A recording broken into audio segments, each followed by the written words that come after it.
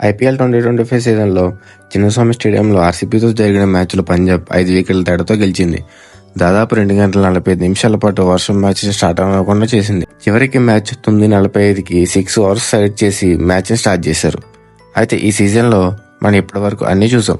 Normal matches, thrilling matches, super over matches and ఇప్పుడు ఈ వర్షం మ్యాచ్. ఆర్సీబీకి వాళ్ళ హోమ్ గ్రౌండ్లో మరోసారి ఓటమి తప్పలేదు.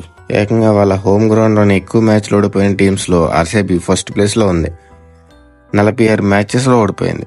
అంతేకాకుండా ఇప్పటివరకు జరిగిన మ్యాచెస్లో ఆర్సీబీకి మాత్రమే హోమ్ టౌన్లో ఒక్క మ్యాచ్ కూడా గెలవలేదు. ఇప్పటివరకు ఆడిన 3 మ్యాచ్లు ఓడిపోయింది. అయితే ఒక టైంలో ఆర్సీబీ మళ్ళీ బిలో 50కి ఆల్అౌట్ అయిపోతుందేమో అనుకున్నాం. అంటే అంతలా బ్యాటింగ్ కొలాప్స్ జరిగింది. టిమ్ డేవిడ్ లేకపోతే అదే అయ్యి మళ్ళీ లో స్కోర్లో ఆల్అౌట్ అయిన రికార్డు ఆర్సీబీ టీం ఓడగట్టుకునేది. డేవిడ్ 50 కొట్టడం వల్ల స్కోర్ 95కి చేరుకుంది. పంజాబ్ బౌలర్స్ అందరూ విజృంభించారు. వర్షం పడటం వల్ల పిచ్ కండిషన్స్ మారిపోయి దానికి తోడు పంజాబ్ కెప్టెన్ టాస్ గెలవడం కూడా వాళ్ళకి ప్లస్ అయింది. బౌలర్స్ పిచ్ నుంచి వచ్చిన సహకారాన్ని సద్వినియోగం చేసుకున్నారు. వచ్చిన ప్రతి బౌలర్ ప్రతి ఓవర్లో వికెట్ తీసుకునే ఉన్నారు. ఈ పిచ్లో అద్భుతమైన రికార్డు కలిగి ఉన్న చాహల్ మరోసారి విజృంభించాడు.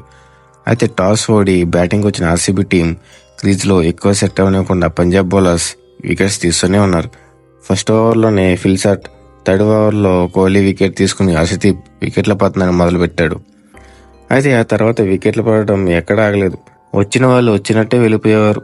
మధ్యలో రజత్ పడిదార్ కొద్దిసేపు ప్రతిఘటించినా చాహల్ మంచి టెంప్టింగ్ బాల్ వేసి అవుట్ చేశాడు. ఒక దశలో 63 పరుగులకి 9 వికెట్లు పడిపోయిన టిమ్ డేవిడ్ 26 బంతులు 50 కొట్టడం వల్ల స్కోర్ 95కి చేరుకుంది. పైగా డేవిడ్కి ఇది తన ఐపీఎల్ కెరీర్లో ఫస్ట్ 50. అయితే అది కూడా హర్ప్రీత్ బాల్ వేసిన లాస్ట్ ఓవర్లో టిమ్ డేవిడ్ వరుసగా 3 సిక్స్లు కొట్టి 22 పరుగులు పిండుకోవడం వల్ల ఆ మాత్రం స్కోర్ వచ్చింది. లేకపోతే 75 పరుగుల లోపలే స్కోర్ ఉండేది.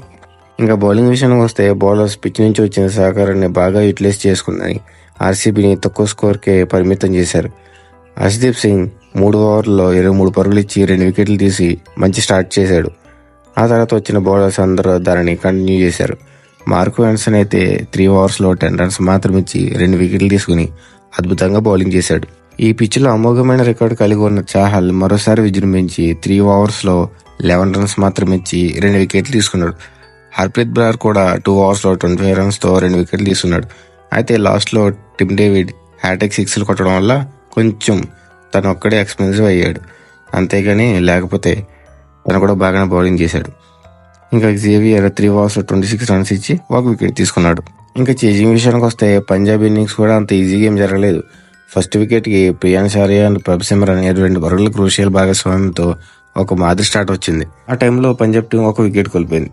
మళ్ళీ ఒక 20 పరుగులు చిన్న పార్ట్నర్షిప్. మళ్ళీ ఇంకొక సెకండ్ వికెట్ పడిపోయింది. చివరికి Nehal Wadhera, Jos Inglis and Stoinis వల్ల టార్గెట్ని 12.1 ఓవర్లోనే కంప్లీట్ చేశారు. ఆర్సీబీ టీంకి టిమ్ డేవిడ్ ఎంత క్రూషియల్ నాక్ ఆడాడో పంజాబ్ టీం కూడా నెహల్ వదేరా 19 బాల్లో 33 రన్స్ కొట్టి అంతే క్రూషియల్ నాక్ ఆడాడు. ఆర్సీబీ బౌలింగ్ విషయానికి వస్తే హాజిల్వుడ్ 3 ఓవర్లో 3 వికెట్స్ తీసుకుని 14 రన్స్ మాత్రమే ఇచ్చాడు. భువనేశ్వర్ కుమార్ కూడా 3 ఓవర్స్లో 26 రన్స్ ఇచ్చి 2 వికెట్స్ తీసుకున్నాడు. వీరిద్దరు తప్ప మిగిలిన బౌలర్స్ అందరూ తేలిపోయారు. పంజాబ్ బ్యాట్స్మెన్ని ఎక్కడ ఇబ్బంది పెట్టలేదు, ఇబ్బంది పెట్టేలా బౌలింగ్ చేయలేదు కూడా. ఇంకా క్రూషియల్ టైంలో 50 కొట్టిన టిమ్ డేవిడ్కి man of the match award దక్కింది. ఇంకా పాయింట్స్ టేబుల్ విషయానికి వస్తే పంజాబ్ టీం ఈ మ్యాచ్లో గెలిచి 10 పాయింట్స్తో సెకండ్ ప్లేస్కి వెళ్ళింది. ఆర్సీబీ విషయానికి వస్తే 8 పాయింట్స్తో 4th పొజిషన్లో ఉంది. ఇంకా క్యాప్స్ విషయానికి వస్తే ఆరెంజ్ క్యాప్ పురం దగ్గరే ఉంది. ఇంకా పర్పుల్ క్యాప్ విషయానికి వస్తే నూర్ అహ్మద్తో కలిసి హాజిల్వుడ్ సంయుక్తంగా 12 వికెట్స్తో ఫస్ట్ ప్లేస్లో ఉన్నాడు. Thank you for watching. మీకు ఇలాగే క్రికెట్ రివ్యూ వీడియోస్ కావాలంటే తప్పకుండా మన ఛానల్ని సబ్స్క్రైబ్ చేసుకోండి.